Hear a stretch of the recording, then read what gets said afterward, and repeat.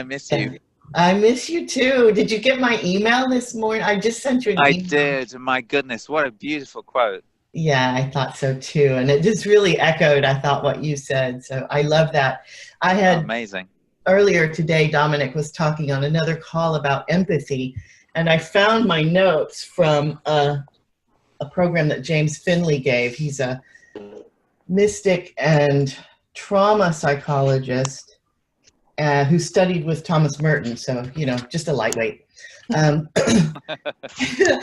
what he had to say was so meaningful in terms of empathy. He said, when we sit in the presence of someone who will not invade us or abandon us when we risk sharing what hurts the most, we unexpectedly come upon within ourselves the pearl of great price, the invincible preciousness of ourself in the midst of that which hurts the most.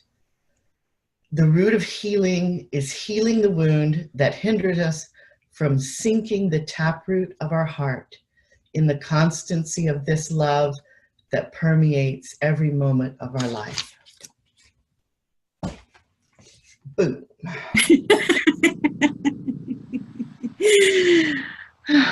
On that note, I'm going to actually start and welcome everyone to the monthly call series. This is, I was saying a moment ago that we started this in October, and this is our next to the last call.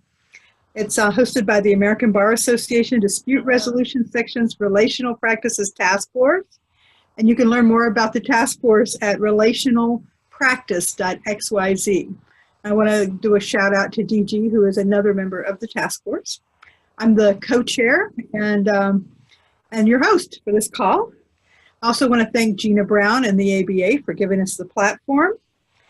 And we look at, the task force looks at relational practices from many perspectives, and so this is one of them, and our previous calls are recorded and available on our website. Each call has a space holder that helps us to ground and reflect, and today we're pleased to have Linda Alvarez, who has already jumped into that role by giving us that beautiful quote.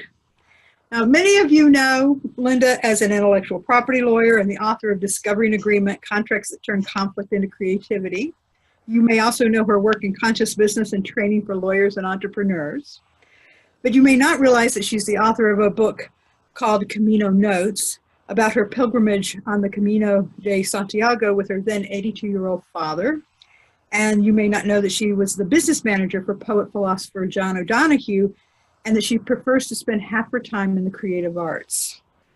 She's a multidisciplinary contemplative person, and I'm really pleased to have her here with us today.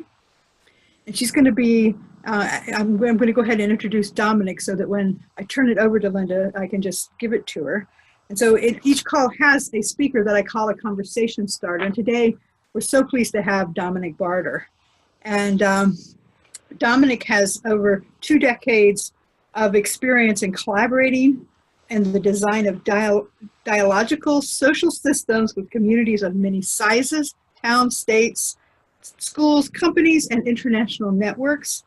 These innovations are now active in 49 countries, from Senegal to Nepal, from Korea to France, and throughout Brazil.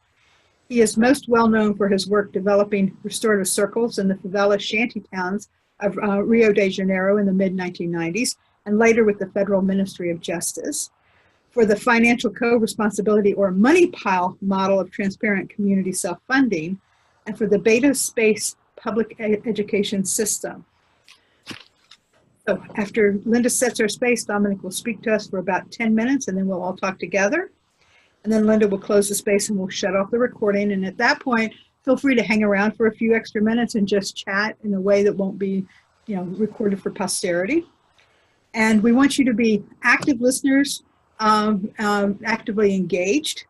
And before we go forward, I want all of you to introduce yourselves, just about 30 seconds each, so Dominic and Linda will know who is here and who wants to go first. How about Bonnie? We have 2 Bonnies. Bonnie Silvestri. I'm Bonnie Silvestri. I'm the Ethics and Compliance Officer for Sarasota County. and I got to hear Dominic speak previously, so I was very, very excited about this call. Welcome, Bonnie. Thank you. Duncan, I'm unmuting you. Go ahead. Am I unmuted? Yes. So I'm Duncan Hollomon. I'm a psychologist, psychotherapist, and recovering lawyer. I live in Cambridge, Massachusetts. I'm on my way to Portsmouth, New Hampshire to be on a panel about suicide.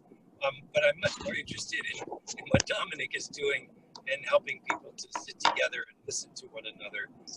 I'm in a program on religion and conflict transformation, which uses circle processes and restorative justice.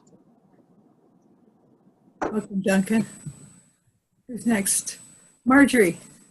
Hi, Dominic. I am Marjorie Silver. I been a law professor at Touro Law Center for many decades, and I have been teaching and writing and talking about integrative law and non-adversarial approaches to achieving justice and resolving conflict and ordering legal affairs.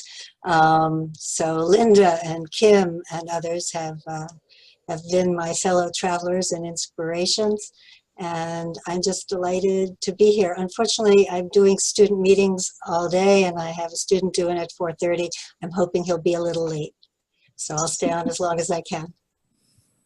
Welcome. Marjorie also has a book that she didn't plug. Just say the title for all of us. Transforming Justice, Lawyers, and the Practice of Law. Hold on, I can hold it up. Here we go. Here we go. All right. And it's an anthology of contributions, mostly of people involved with the project for integrating spirituality, law, and politics, and others, other fellow travelers. Thank you. Who else?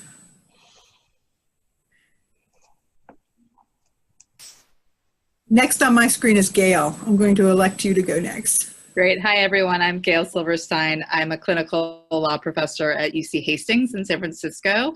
I teach both a mediation clinic where my students are enrolled as mediators and also a litigation clinic. I'm really happy to be here. Welcome. DG, you're next on my screen. Yes, ma'am. Just to make sure that everyone got the message from Bonnie that she doesn't have a microphone or camera. Okay.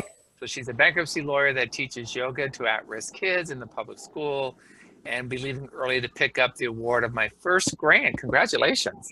Hooray. Congratulations. Emotional literacy. Yeah, great news. Congratulations. I just didn't want that missed. So I hope that was okay that I know everybody can read, but in case people missed that in the chat room. I'm DG Mon. I have the pleasure of being on this path with Kim, and I've enjoyed every moment of it. I am also the president of the National Association for Mediation, and we support about 600 folks in the field, on the street corners, trying to help people find the space to sit in their conflict and decide what, if anything, they want to do with it. So I'm excited to be here and to learn. CG. Helgi, you're next in my screen. Oh, okay. Hang on 1 second. Oh, there we are. Oh, okay, perfect. Sorry, I thought I was muted. Hi, my name is Helgi. I'm a lawyer located in Toronto, Canada. I do some consulting around legal innovation with a company that's based in Cape Town. We do innovation projects around the world. Just seeing the chat there. In terms of process innovation, adding technology, and then I have my own innovation project looking at trauma-informed approaches to dealing with conflict. And this month, finally, the article that I've been working on for 2 years is published. Yay! And it's just, it just arrived. I don't have it. The courier just left it with the package. I didn't get it, so I don't have it to hold up. But a number of law schools are interested because it also has a nexus with mental well-being.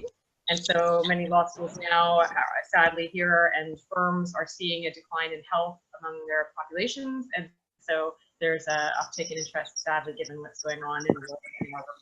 So yeah, I'm here. You're welcome. Thank you. Jackie, you're my next one on my screen.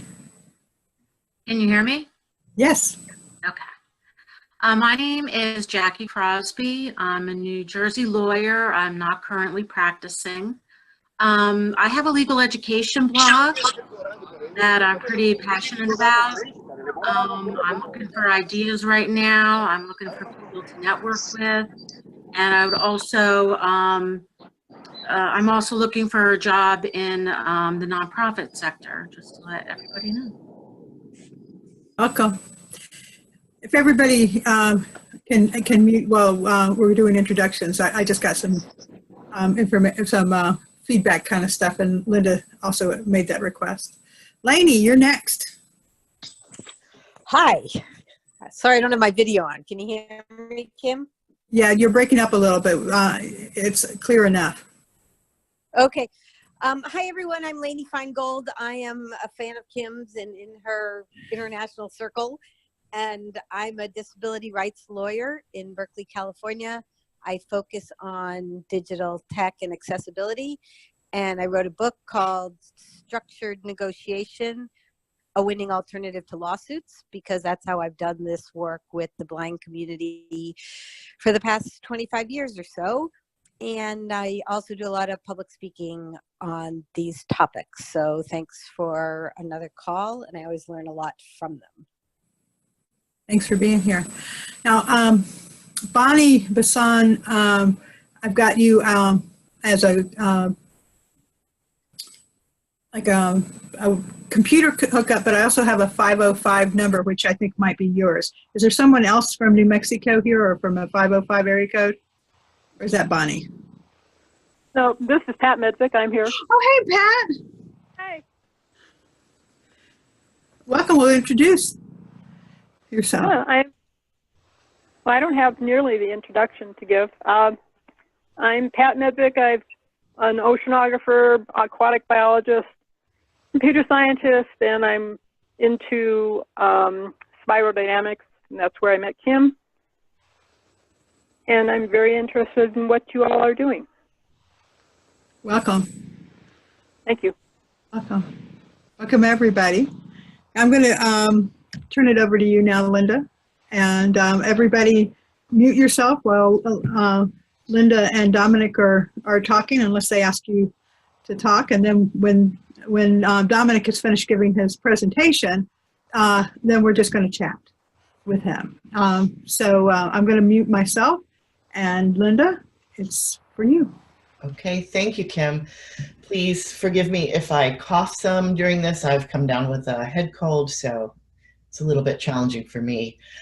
My role, as I understand it, is to sort of create the space or convene the meeting or whatever that looks like. And I'd like to start with a short story first that I heard from an Irishman. And the story goes, in brief and swiftly, a hero was sent out to find and come back with a chest full of treasures. And our hero found this great treasure, but it was very heavy. And so the hero needed people who were brave and strong and happy and content within themselves to help carry it back across the long, hard journey. And she found these people among the indigenous people in the land where the treasure came from. So they agreed to help her carry the treasure home, and they happily set out singing their songs, moving swiftly across the terrain. Every morning they got up, they ate, then they journeyed, singing through the day, then they slept, and then they got up and did it again for days and for weeks. They left their homeland and came into a whole new landscape that was completely unknown to them, and still they carried on singing their songs. And then after about 2.5 moons, one morning after they ate, they sat and seemed to sink into a trance. And the hero could not reach them, even with shouting, with waving her sword in violent threat. And finally she gave up and sat down next to the elder and asked, "What is happening?" It took a long time for the elder to return to himself And finally, opening his eyes at last, he said, "We have moved so far, so fast during these last 2.5 moons that we must now sit down and wait for our souls to catch up." So each one of us travels far and fast. And so as we begin this conversation, I'd like us to have a brief moment, just 90 seconds of silence, to sit still and allow our souls to catch up with us. And I will keep the time.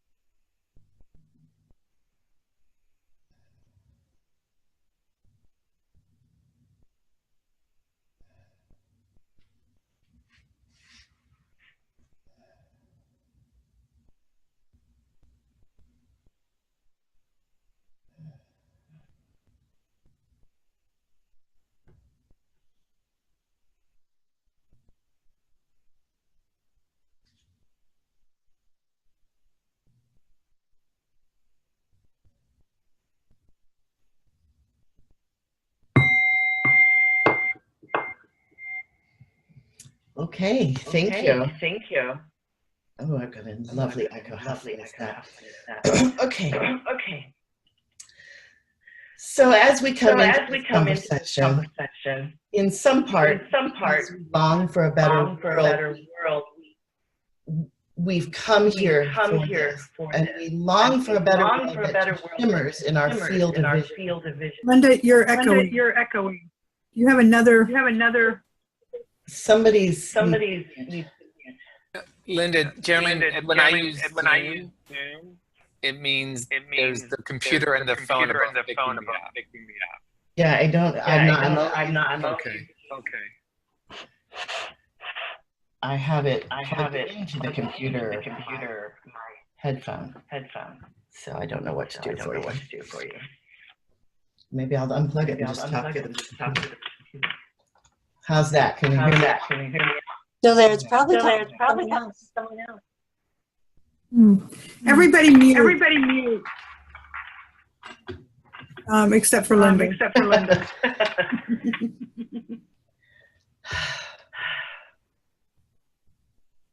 Well, Linda, we may have had our souls. Happen to everybody. Because you're echoing too, darling. Oh dear. It's few that aren't muted. I don't know if that makes a difference.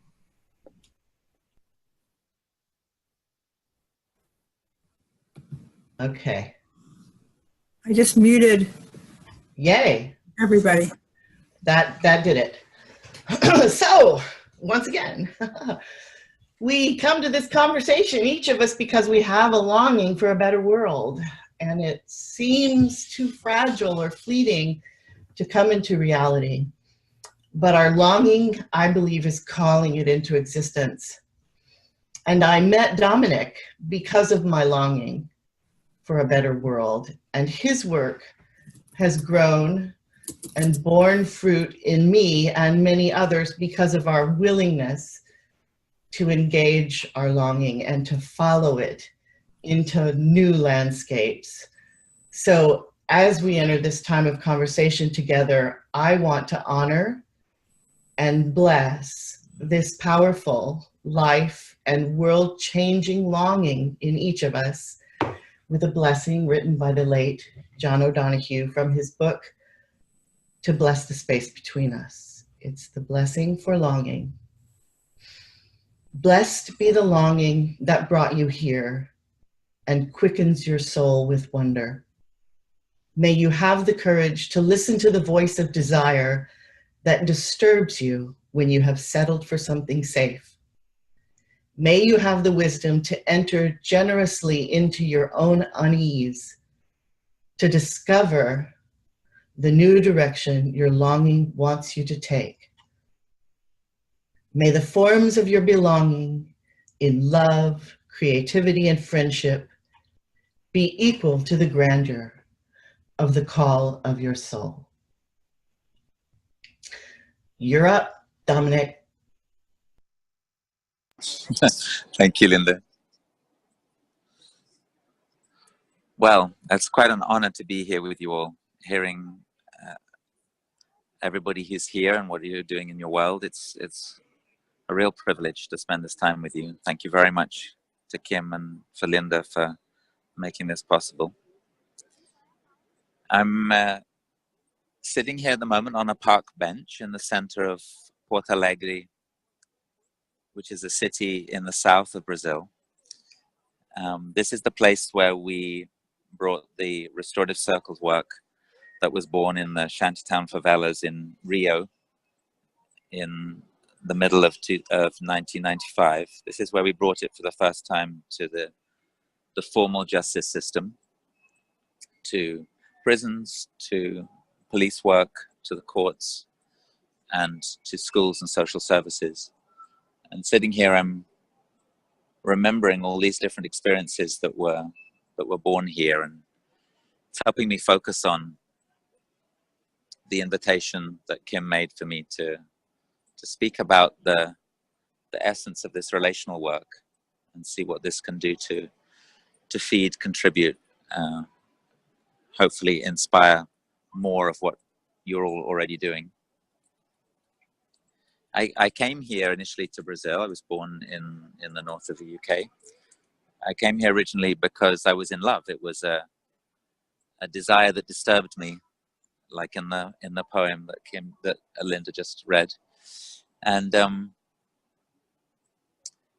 love is an amazing example for me of everything that we're seeking to do in our work, when that work is focused on revealing the connectedness between people and then exploring the extraordinary things that can happen when folks are connected, when they reconnect. Because it wipes out all sense of borders and boundaries in a way that doesn't create chaos, but creates order. And what it did for me was disorientate me profoundly, literally by moving the orient. I had a new compass, and it plopped me down in this completely different planet, which is how I experienced Brazil when I first came here, and how I often still experience it to this day.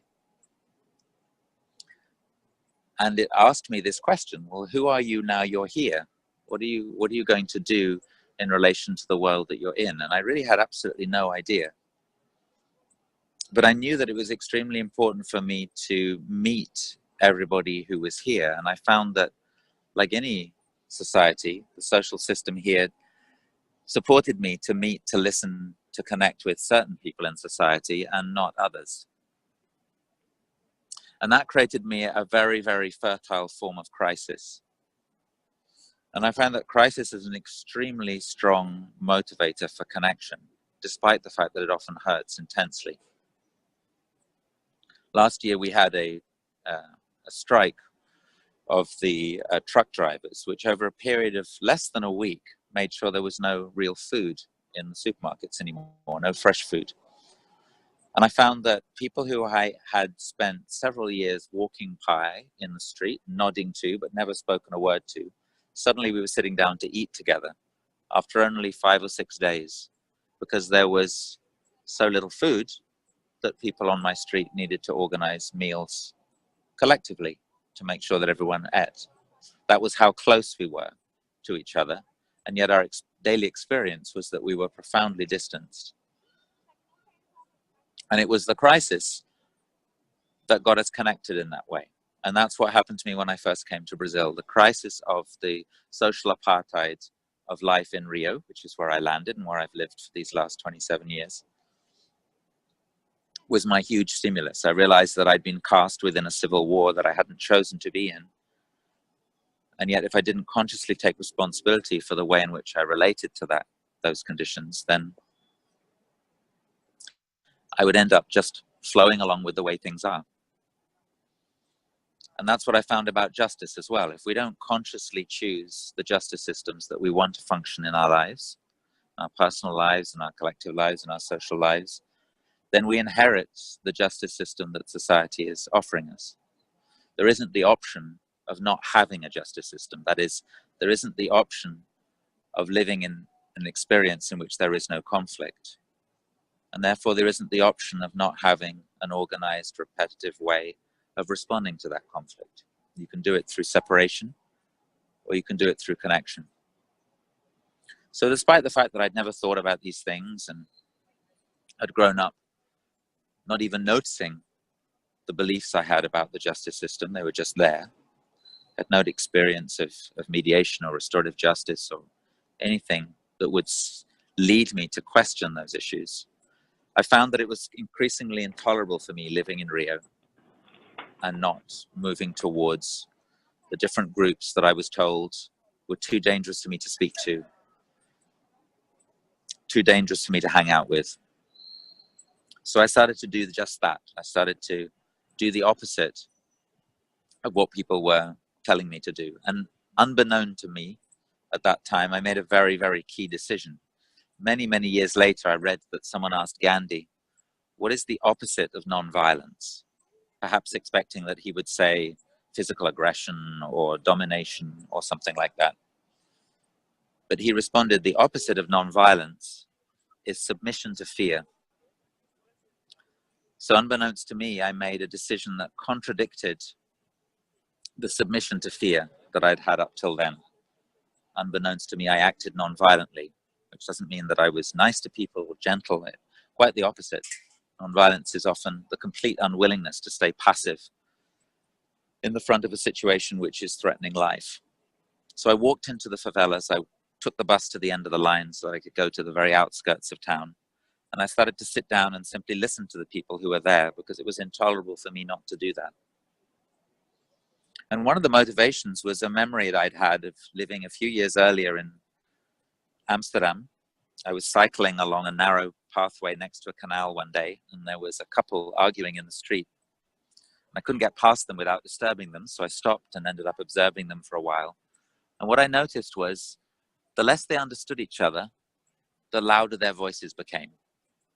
And that seemed to me very strange because they weren't physically more distant from each other. And it occurred to me that maybe we raise our voices in those situations not to compensate for the physical distance between us, but to compensate for the symbolic distance. When I'm speaking, it's so obvious to me that what I'm saying is clear and meaningful. But if you don't understand me, it's as if you're at a great distance. So I raised my voice to compensate for that symbolic distance between us, the distance in our understanding. So it occurred to me a few years later in Rio that maybe that was what was happening socially. For 500 years, people had been seeking to speak to each other, seeking to express the pain that each other's behavior caused, and they hadn't been heard. So they'd been raising their voices to compensate for that distance in understanding, and they raised their voices more and more and more until finally they used perhaps the most effective means of making sure that you know that I'm present, that you know that I'm here, that you know that I exist, you know that we're related, which is they began to violate each other's physical integrity. When we use violence, we make it absolutely unequivocally clear that the other person exists. And for those first 2 seconds, violence is incredibly effective. And maybe that's why it's still so popular. After that, of course, it creates even more of the conditions that we then need to overcome, and is the least effective means of setting up the conditions for dialogue and understanding. So it occurred to me that maybe, despite the fear that I had, it would actually increase my security living in this virtual civil war zone if I walked towards the people I was being told I needed to avoid, rather than away from them. because surely moving further away from them would increase the chance that they'd use violence in order to make sure I knew they existed and were in pain. Whereas perhaps if I got close to them, the violence could be reduced to painful conflict, the painful conflict could be reduced to dialogue, and the dialogue then could return to understanding. So it was just a hypothesis, but I took the chance, went into the shantytowns, started listening to the people I met there. And the conversations we had gave birth not just to a circle practice of dialogue. Thankfully, there are many in many different cultures around the world. This has its unique characteristics, but all of them have their unique characteristics. This shares fundamental principles with them, and that's how we know that it's a circular practice, not just a circle because of the way that people sit down to it together, but a circle in the sense of a willingness to share power and create the conditions in which everybody can speak, and crucially, in which everything that is said can be heard. But beyond that, it actually showed me that we can create dialogical systems, not just practices. That is, we can create community or organizational agreements that increase the chances that practices that promote dialogue can actually survive and sustain themselves, and that they can be not just examples of shared power, but access to them can also be done through shared power, that their very design can be created by the communities that use them. So after about 9 years in the favela communities, experiencing all kinds of different ways in which these systems and practices could be set up, we started to move into the formal justice system, and then from there to get curious about different social systems that might be able to be created using the very same principles. And again, without knowing it, we were accidentally repeating things that Gandhi had discovered many years earlier. One of the concepts that was most important to Gandhi was what he called the genius of the local. That is, the idea that rather than following what most businesses, most governments, most NGOs and civil organizations do, which is to look at a situation where there's a problem, analyze that problem as best they can, interview the suffering people, look at all the different resources that are missing, and then go looking around the world for best practices and then try and bring those best practices to the place that is suffering. And then have the eternal dilemma of how to create buy-in, how to adapt those best practices to the unique local conditions. Gandhi understood that the most effective practices for dealing with any challenge, whether it's within ourselves, in our relationships, or socially, is to look at exactly what it is that we're currently doing. That's what he called the genius of the local. So there's an expression here in Portuguese that we use a lot, to be at the bottom of the well. That means to be at your very end of your tether without any more resources. And I like to say, well, at the bottom of the well, we often find the best conditions for growth. That's where the compost is richest. That's where the humus is most fertile. The problem with the bottom of the well is there's no sunlight. So the sunlight in this case is our attention, giving our attention to the place where the problems are most painful and most difficult, often reveals to us the seeds of the future practice that will most effectively transform it. So we began to do that looking at the way that we distribute resources, material resources for community projects. We began to do that looking at the way we organize spaces for learning, both for children and adolescents and also for adults. And what's come out of this are very, very simple principles that help us understand how our relational intelligence can manifest through the creation of transformed or even new social systems that on a community level represent our willingness to take back the power to put dialogue and our fundamental interdependence at the basis and at every single step of the way towards creating the conditions for the world that we want to live in.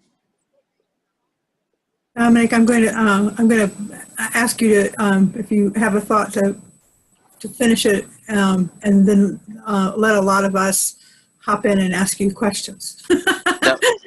In my role as timekeeper, I have neglected to interrupt you sooner because what you're saying is Interesting. It was perfect, Kim. That was exactly where it was. The next words out of my mouth were going to be. So I'm curious if anybody has any questions or anything to share about what I've just said. Wonderful. Some of you I have muted, so if you want to talk, you might need to raise your hand. Duncan, unmuting. Go ahead. Yes, so Dominic, I am so struck by some of the reversals that you refer to. And one of them, I think, is scarcity and abundance. Duncan, you're going to have to talk louder, I think. Louder, how about that? That's much better. That's much better, okay. That you had talked about several reversals, one of which is from abundance to scarcity. That is, it's at the bottom of the well. It was your experience of having no alternative, which in like Alcoholics Anonymous is like reaching bottom. And I wondered if you could talk about the way in which particularly progressives talk about abundance, that what we need to do is focus on our abundance, whereas it strikes me as part of what you're saying is we need to focus on the wisdom of scarcity. Yes, I love talking about abundance. I just don't like confusing it with material wealth. Can you say more? So one of the experiments that I did with the story that I just told you is 15 years and 5 months ago, I decided not to charge any more money for anything that I did. So I was a white European man, so there's some support for doing that there, but I was also an immigrant with a small daughter, and her mother was ill and unable to work, and I had no family here. So it was quite a risk to take. And to my amazement, taking this risk was an accidental portal into a deeper level of community than I knew was present. The very, very first night that I no longer had paid employment, the doorbell rang, and my friend from the next street, who had worked in the school that I'd been employed in until that day, was there with a very tough expression on her face and 2 bags of vegetables in her hands. And she was complaining that she was unable to relax at home and spend time with her kid and mark her homework and hang out with her husband because she was worried about me and my family. And I accidentally found that when I was willing to give up perhaps one of the last taboos these days, we're willing to talk about politics, sex, religion, almost anything, but we're very unwilling to really reveal how much money we have or how many resources we have access to. When I accidentally gave that up and revealed to the world that in fact I had nothing, suddenly another degree of my relational existence with others was revealed. So this wasn't exactly scarcity, but it was a willingness to sit within the fundamental network of support, which I think sustains all of us, and not limit that simply to my family, but potentially to anybody who cares about my well-being. So we can do this through scarcity or through crisis. We can do this by waiting for disasters to strike, or we can do it by increasing the degree of support that we have. In my particular case, that's a particular quality of empathic presence, what I find is the most potent way of waking me up to the interdependence. However we do that, through support or through crisis, there's something extraordinary about coming to that bottom place where your feet are on the ground and you realize, okay, I need to start asking the questions now that will fundamentally change the reality that I'm in. Otherwise, it won't change.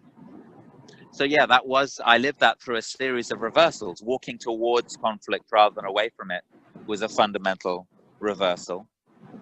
Being willing to give things up rather than trying to accumulate skills and abilities was another counterintuitive reversal. And these days I can't get enough of these things, because every time I find one, I find it deepens my understanding of what it is that we're all needing and looking for. Thank you.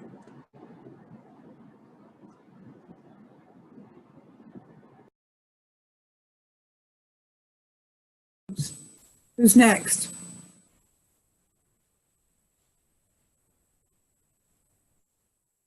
I have a question that is going to take us in a different direction, perhaps, that I want to give others a chance before I do that.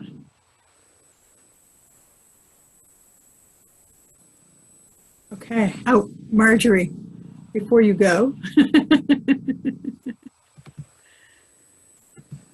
Oh, you are muted. And you are muted on your end, not mine. There. Sorry about that. I keep thinking about this book that I've recently gotten into. In fact, started a reading group about, and its connection to the quote from Gandhi. When you mentioned it, I wasn't familiar with that quote, the genius of the local. Where I thought you were going, where you did go was, brilliant and important. But I thought you were talking about the importance of transformation of change not being top down, but rather bottom up. And this book, I don't know if you're familiar with it, by Adrienne Marie Brown, called Emergent Strategy, is about the interconnectedness of all of us and about how real social change happens at the micro level and then keeps building out and beyond that. So I just wonder whether you have any thoughts about whether that's related to the bottom of the well and scarcity, or whether that's just another interpretation of what Gandhi was talking about. I tend to think there's a relationship, because when I work with the local intelligence where I am, then it's not a guarantee, but it definitely increases the chance that the things I might say to other people have this extra degree of congruence. And maybe even that's a little bit too much. Maybe at this particular historical moment, it's really hard to speak about congruence. But I can say that sometimes this work can lead me to being microscopically less incongruent than the things that are happening around me. And it's extraordinary to me how powerful that can be, which I presume is because we're so hungry for this sense of increased congruence. So many doors have opened to me that seem extraordinary, considering how small the things that we've done really are. And I think that's because of that congruence. And I think that congruence is possibly related to the fact that rather than trying to create strategies or techniques and then implement them, we simply attempted to develop the things that we found are already happening wherever we go.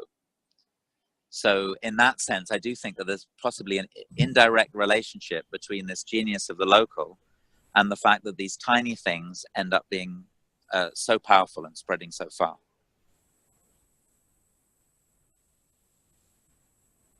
Somebody else? Well, Dominic, I want to ask you the question I asked you about what you were excited about now, what you wanted to talk about. Yeah.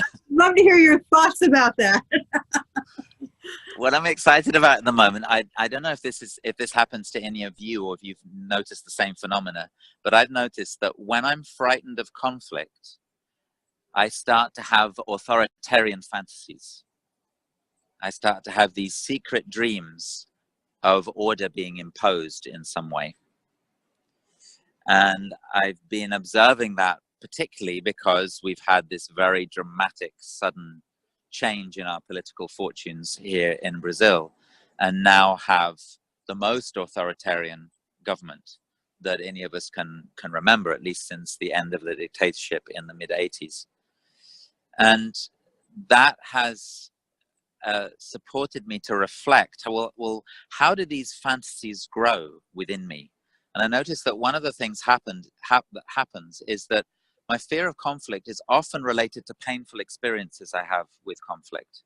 And when these painful experiences get stuck in me, when the natural organic process of mourning, the kind of physiologically necessary process of cycling through the loss and the pain within me, when that is somehow blocked, then these secret fantasies of authoritarian solutions, they start to build, and they start to become my brittle being and my wish for fundamentally, my wish for death, my wish for a form of government which is focused on the idea of there being something fundamentally wrong with life, something fundamentally corrupt or rotten or broken that needs to be controlled.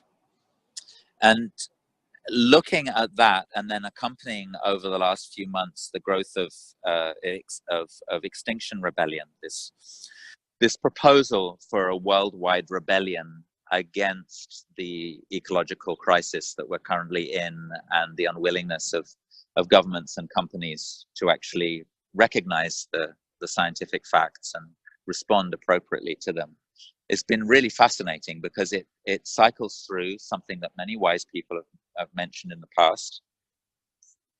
My personal inspiration in this has been the work of Joanna Macy and Marshall Rosenberg, that we recover the ability to act when we allow that process of mourning to flow again. And then when we connect systemically with each other in a way that is fundamentally relational. And that seems to be what many people in Extinction Rebellion have done. And yesterday, the British government became the first government in the world to declare formally a climate crisis. 3 weeks ago, that would be completely unthinkable. But what's happened in the last 3 weeks?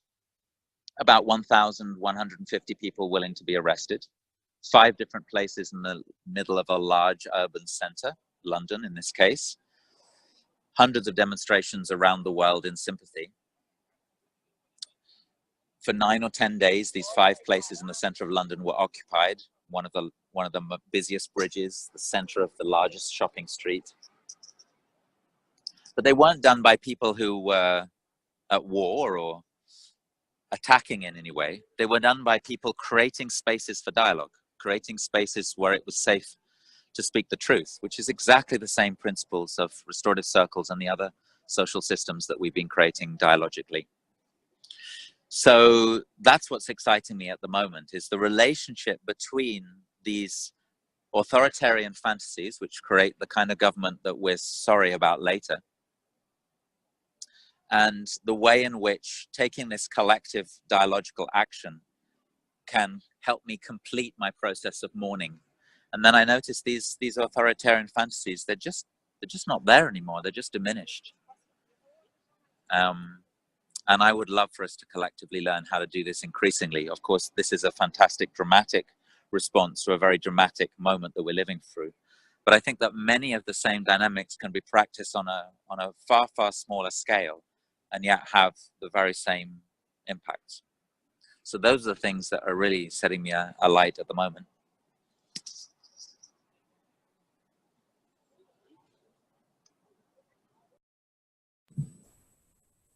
Question, comment, ideas? Disagreements. Disagreements, yeah. Here comes Duncan. Challenges. I called Duncan, and then Helgi is next. Okay. So yeah, I spoke before, and I'd love to hear from Helgi. Am I speaking loud enough? You hear me? Yes. Good. So Dominic, I think that is just brilliant, what you said, and resonates deeply in me about the importance of mourning. And you know, having been a psychotherapist for 20 years, that's a lot of what I do, is help people to grieve, help people to mourn. And yes, I think it affects how controlling we need to be. So I just really appreciate what you're saying. And I was moved by the young girl from Sweden, the 16-year-old, who speaks about her personal grief. And I think the students at Parkland also did the same thing, that they spoke from their grief, which I just think is so essential. And there's so many of us who are trained to be so left hemispheric that we're embarrassed to talk about our grief. So I'm just so glad that you do and you did. Thank you. Helgi. Hi, thank you, Dominic, and thank you, Duncan. My question is similar to what Duncan just commented on. So I'm wondering, with the change in politics in Brazil and around the world, the rise of certain political movements, if you're noticing, as I have noticed in my own work, indicators of, and this has been the case throughout history, I'm sure, just noticing it with different language now, trauma as an obstacle or a potential barrier to relating, in the sense that people may get into a cycle of fight or flight or freeze. Their conflicts may be hard to express or explain, may feel nonlinear when expressed, or may not even be easy to remember. And so I'm wondering if you're noticing anything at the collective level, or when you work in groups at the individual or relational level, what you're noticing and how you approach dealing with that. If someone, for instance, is seeming frozen or disengaged or withdrawing or becoming speaking with aggression, even though something in the group may have been relatively settled. Yep, definitely. And I want to be careful in doing that to remember that trauma isn't a noun. I don't want to create it in. I don't want to create of trauma the idea of an obstacle or a blockage.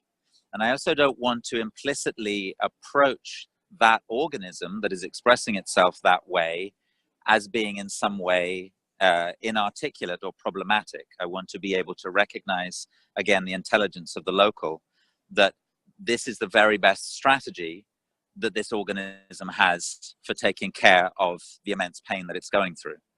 So I want to understand that conflict is a natural function of any relationship that is worthwhile, and that these kind of painful collective moments of stuckness in relation to our social relationships, they are also a function of how important the loss was, or how profound the disappointment is, or how intense the fear is that this person is going through.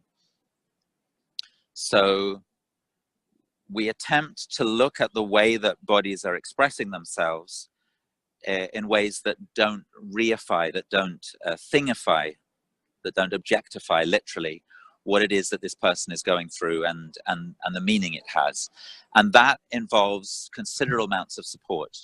So the first thing that we do when we look at those things is we check what we call our empathic support systems to see how strong they are.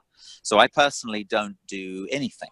I don't even come on a call like this without checking to make sure that the people in my support system are available. And if I need a break, even if it's in the middle of a call like this, I'll just say, I just need 90 seconds, and I'm just going to log off and just ring someone who I already have a prior arrangement with. So I don't have to say, hi, have you got a moment? I can just go straight into it and get a particular quality of presence that I'm going to need to offer the person who I'm with, who's going through the kinds of painful reactions that you're talking about. Because when I'm with them, I want to be very careful about useful shorthands, like, for example, expressing themselves aggressively, as you described. I want to make sure that that's just a shorthand. Fundamentally, I've given up the idea of being able to label their speech as being aggressive or violent or inappropriate or anything like that. I've given that up when I've decided to actually sit down and listen to them. I've given up the idea that Anglo-Saxon words for bodily functions are in some way inherently aggressive, whereas Latin words for them are not. So if someone is using words that other people would describe as swear words or something, that is simply an expression of the intensity of what they're going through. Plus, marginalized people tend to use marginalized language. So I also want to make sure that I'm aware of the power dynamics that are present in that kind of reaction.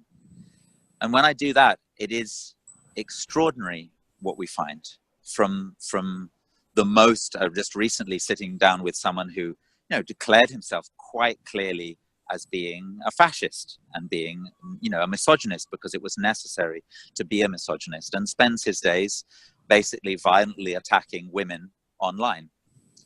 And it really didn't take more than about 10 minutes of sitting down and listening to him with that particular perspective me not doing something extraordinary, but well nourished by my support system beforehand and knowing it was there for me after if I needed.